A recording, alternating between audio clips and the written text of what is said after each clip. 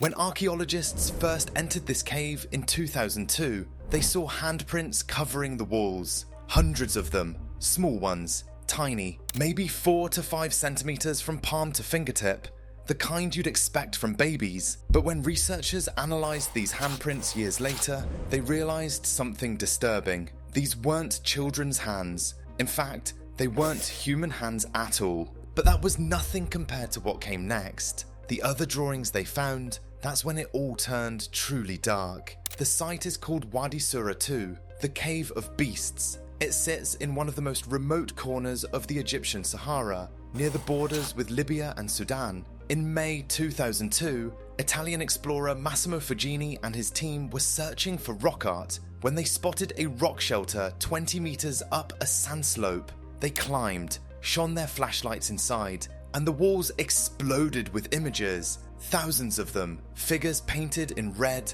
ochre, yellow, white, black, humans, animals, and things that weren't quite either, because 8,000 years ago, this wasn't a lifeless desert. During the African humid period, the Sahara was green. Monsoon rains turned sand into savanna. There were lakes, grasslands, elephants, giraffes. The people who lived here were hunter-gatherers who came to this cave and painted. At first, they painted what they saw. Realistic animals, humans hunting, normal scenes. But somewhere along the way, something changed. And what appeared instead was something else entirely. 18 human figures painted horizontally, arms extended, legs kicked back, as if swimming through the air. No water painted around them, just floating, suspended against blank rock, some with their heads tilted back like they're taking a breath mid-stroke, others in lines moving across the wall like a chain of spirits drifting towards something. Then the beasts appear.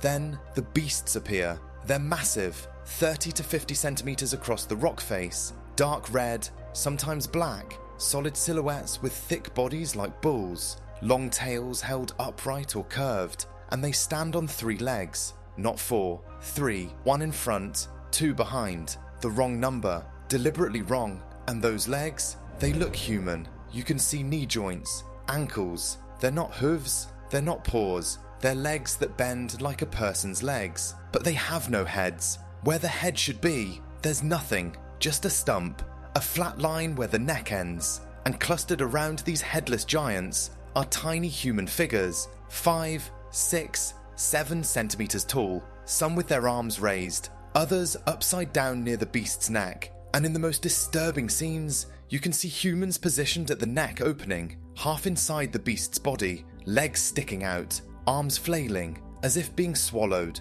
or spat out. It's hard to tell which. The ambiguity makes it worse. There are dozens of these beasts throughout the cave, some painted over with a faint yellow mesh pattern, like they're wrapped in nets, golden cross-hatching covering their bodies, trapping them, binding them, a lattice of yellow lines like someone tried to cage the creature on the wall itself. Then there are the others, headless human-like figures, things with human bodies but animal heads, or animal bodies with human features, hybrids scattered among the swimmers and the beasts, some painted in yellow with human figures dancing around them, others impossible to classify, part something else. The sheer quantity is overwhelming. Everywhere you look, another figure, another cluster, another scene. The walls are packed with them, overlapping, layered over centuries. Hand stencils underneath human figures, underneath beasts, underneath more hands. A palimpsest of imagery so dense it feels chaotic, frenzied,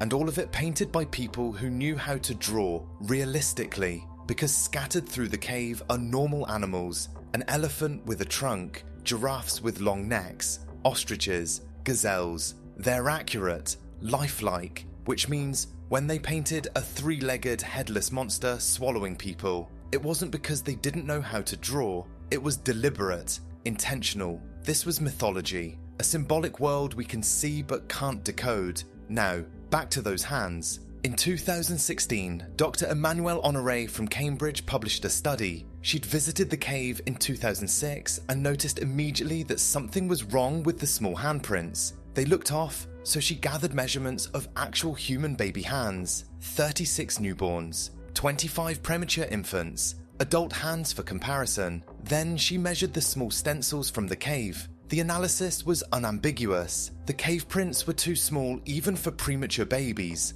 The proportions were wrong. The fingers too long and narrow. The thumbs too short. The statistical probability that these were human infant hands was, in her words, extremely low. So what were they? She compared them to various small animals. Not monkeys, not birds. Then she saw prints from a crocodile farm, and it clicked. Reptiles. Specifically the front feet of desert monitor lizards, Varanus griseus, native to the Sahara, 5 digits, hand-like, and when you overlay a monitor lizard's forefoot on the cave stencils, they match. 13 of the handprints in the cave of beasts were made by humans using lizard hands as stencils. Not accidentally, not mistakenly, deliberately. Someone caught a monitor lizard, held its forefoot against the rock, and blew pigment around it, mixed it in with the human handprints, as if saying, this hand belongs here too. This is part of us. It's the first time non-human hand stencils have been identified in rock art,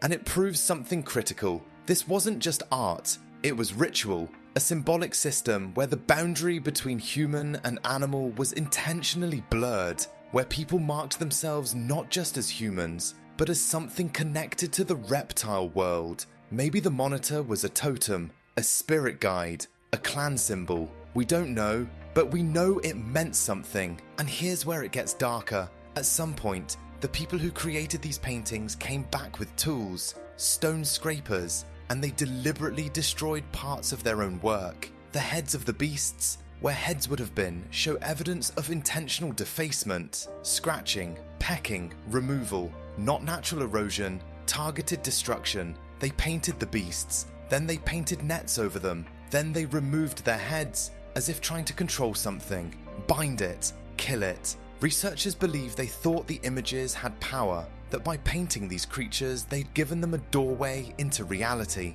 And at some point, maybe as the climate worsened, maybe as fear grew, they decided those images were too dangerous to leave intact, so they performed an exorcism on their own art, decapitated the monsters in paint to neutralize them. It's one of the earliest known examples of iconoclasm, people fearing their own creations. Ancient Saharans, according to researchers, believed depictions of dangerous creatures could bring them into being unless you destroyed them. The nets were traps, the missing heads were executions. They created something so powerful, they had to destroy it. And what does that tell us? 8,000 years ago, humans were us, fully modern minds wrestling with the same things we wrestle with today. Fear, death, the unknown, the boundary between human and animal, between real and imagined, between safe and dangerous. They created elaborate mythologies, monsters that eat people, spirits that float between worlds,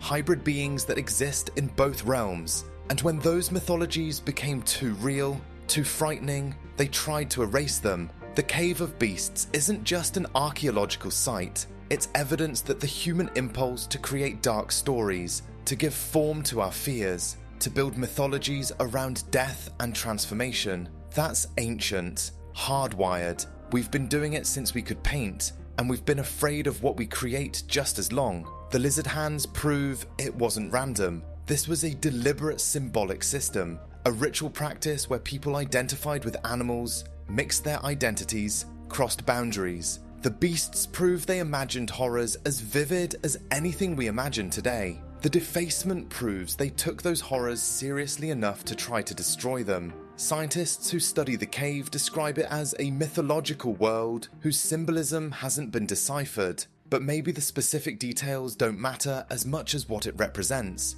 because when you stand in that cave or look at the images, you're seeing something fundamental about being human. We create monsters, we give them shape, we tell dark stories about them, and sometimes those stories become so powerful, we have to destroy them to feel safe again. The only Neolithic people who left handprints in that cave are long gone, dispersed when the Sahara dried, absorbed into other populations, their specific beliefs lost, but what they painted remains. Silent, staring, waiting in the dark, a reminder that 8,000 years ago, in the middle of a dying world, humans responded not just by surviving, but by imagining, By creating art so complex, so symbolic, so dark that even they couldn't fully control it. We've always been capable of this. The Cave of Beasts just proves it.